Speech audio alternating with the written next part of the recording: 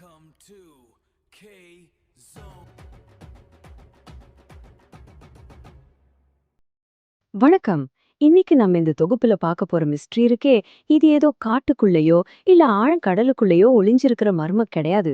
நம்ம தினமும் நடக்கிற ரோட்ல நம்ம கண்களுக்கு நேர் மதிய இருக்கிற ஒரு பெரிய பசில். சரி வாங்க, இதுக்குள்ள டைரக்டா உள்ள போலாம். ஒரு நிமிஷம் யோசிச்சு பாருங்க. இப்போ நீங்க ராத்திரி நேரத்துல ஒரு சிட்டி ரோட்ல தனியா நடந்து போயிட்டு இருக்கீங்க. ஒரு சின்ன சத்தம் கூட இல்ல. சடனா உங்க காலுக்கு கீழ பாக்குறீங்க. அந்த தார் ரோட்ல வித்தியாசமான ஒரு டைல் பதிச்சிருக்கு. அந்த டைல் என்ன எழுதிருக்கு தெரியுமா? செத்துப்போன மனுஷங்கள ஜூபிட்டர் கிரகத்துல உயிர்ப்பிக்கணும். என்னது? ஜூபிட்டர் இல்லையா? கொஞ்சம் தள்ளி போய் பார்த்தா அங்க இன்னொரு டைல். இப்படியே ராத்திரி நேரத்துல யாரோ ஒருத்தர் இந்த டைல்ஸ சிட்டி ஃபுல்லா சீக்கிரட்டா ஒட்டிட்டு இருக்காரு. இப்போ உங்களுக்கு தோன்ற அதே கேள்விதான் எனக்கும். யார் அந்த ஆளு? அவனோட லட்சியம் தான் என்ன?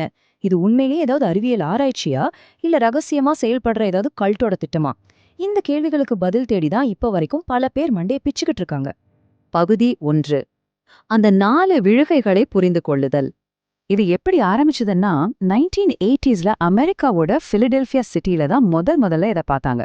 ரோட்ல உள்ள தார் மேல ஒரு ஸ்ட்ரேஞ்சான மெட்டீரியலால செய்யப்பட்ட டைல்ஸ யாரோ பெர்ஃபெக்ட்டா பதிச்சு வச்சிருந்தாங்க. அந்த டைல்ஸ்ல எப்பவுமே காமனா இந்த 4 லைன்ஸ் தான் இருக்கும். நல்ல கேளுங்க. Toynbee idea in movie 2001 resurrect dead on planet Jupiter.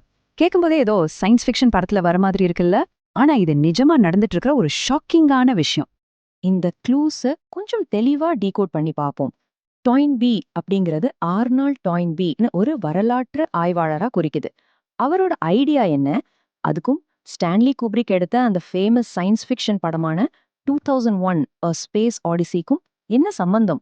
இந்த கிரிப்டிக் மெசேஜஸ் எல்லாம் ரொம்ப ஆழமான ஒரு அர்த்தத்தை ஒளிச்சு வச்சிருக்குன்னு தான் ஆராய்ச்சியாளர்கள் நம்புறாங்க. பகுதி 2. உலகம் முழுவதும் பரவிய மர்மம். இது போலீஸ்க்கும் இன்வெஸ்டிகேட்டர்ஸ்க்கும் வழக்கமான தலைவலி இல்ல, ரொம்ப பெரிய தலைவலியா மாறிடுது.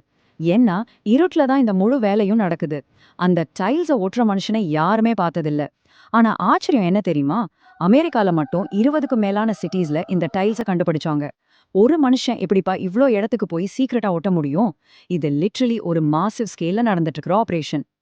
வெயிட், அமெரிக்காவோட மட்டும் இது முடிஞ்சதல்ல. சவுத் அமெரிக்கா, அதாவது தென் அமெரிக்காவோட ரோட்ஸ்ல கூட இந்த டைல்ஸ பார்த்திருக்காங்க. பிரேசில், சிலி, அர்ஜென்டினான்னு இவ்ளோ தூரம் எப்படி அந்த ஆளு போனா? இல்ல இது ஒரு பெரிய குரூப் பண்ற வேலையா? ஜியோகிராபிக்கலா யோசிச்சு பார்த்தா இது ஒரு இம்பாசிபிளான ஸ்ப்ரெட். பகுதி 3. முக்கிய சந்தேகக்குயிர். நிறைய வருஷம் கழிச்சு 2011ல ஒரு டாக்குமெண்ட்ரி டீம் ஒரு பெரிய தேடலுக்கு அப்புறம் செவரினோ ஒர்னாங்கிற ஒரு பிரைம் சஸ்பெக்டா கண்டுபிடிக்கிறாங்க. இவர்தான் இந்த மொத்த மர்மத்துக்கும் காரணம்னு அவங்க பலமா நம்பினாங்க. ஏன் தெரியுமா? அவர் வீட்டு முன்னாடி ஒரு பழைய கார் நின்னுட்டு இருந்துச்சு. அந்த காரோட ஃப்ளோர்ல, அதாவது தரை பகுதியில எக்ஸாக்டா ஒரு பெரிய ஓட்டை இருந்துச்சு. இது நார்மலான கார் கிடையாது. இது ரகசியமா தெளிவாக மாற்றி அமைக்கப்பட்ட ஒரு வாகனம். இந்த ஓட்டை தான் கேஸ்ல ஒரு பெரிய கேம் சேஞ்சர். இப்ப அந்த கார் ஓட்டையை வச்சு அவன் எப்படி இதை பண்ணிருப்பான்னு யோசிச்சு பாருங்க. ரொம்ப அமைதியா ராத்திரி நேரத்துல ரெட் சிக்னல்ல காரை நிறுத்தணும். வெளிய இருந்து பார்த்தா ஏதோ ஒரு நார்மல் கார் ரெட் சிக்னல்ல நிக்கிற மாதிரி தான் இருக்கும். ஆனா உள்ள அந்த ஓட்டை வழியா தார்ல ஒட்டுற அந்த டைல ரோட்ல போட்டு தங்க காலாலே அழுத்தி ஒட்டிடுவாரு. சிக்னல் கிரீன் ஆன உடனே யாருமே பார்க்காதபடி எங்கேயோ ஏமாத்தாம வண்டி எடுத்துட்டு போயிடுவாரு. ரொம்ப பிரில்லியண்டான ஆனா பிசாரான ஒரு டெக்னிக்ல இது. இவ்ளோ தெளிவான தியரி, கார்ல ஓட்டுன எவிடன்ஸ் எல்லாம் இருந்தும் செவரினோ வெர்னா கிட்ட கேட்டபோது அவர் திட்டவாட்டமா சொல்லிட்டாரு, எனக்கும் இதுக்கும் எந்த சம்பந்தமும் இல்லைன்னு. அவர் இத கொஞ்சம் கூட ஒத்துக்கவே இல்ல. அதனால வெறும் சந்தேகத்தை வச்சு போலீஸாலையும் இவர் அரெஸ்ட் பண்ண முடியல. 4. இன்றும் தொடரும் மர்மம். செவரினோ தான் இத பண்ணினாரான்னு இன்னும் 100% ப்ரூஃப் கிடைக்கல. ஆனா இதுல ட்விஸ்ட் என்னன்னா, இன்னிக்கும் பல நாட்கள் ராத்திரியில யாருமே பார்க்காதப்போ ரோட்ல புது புது டைல்ஸ் மிஸ்டீரியஸா தோன்றிட்டு தான் இருக்கு. இப்போ உங்களுக்கான கேள்வி இதுதான். இது உண்மையிலேயே செத்துப்போன மனுஷங்கள உயிர்ப்பிக்கிறதுக்கான ஒரு ரகசிய மெசேஜா?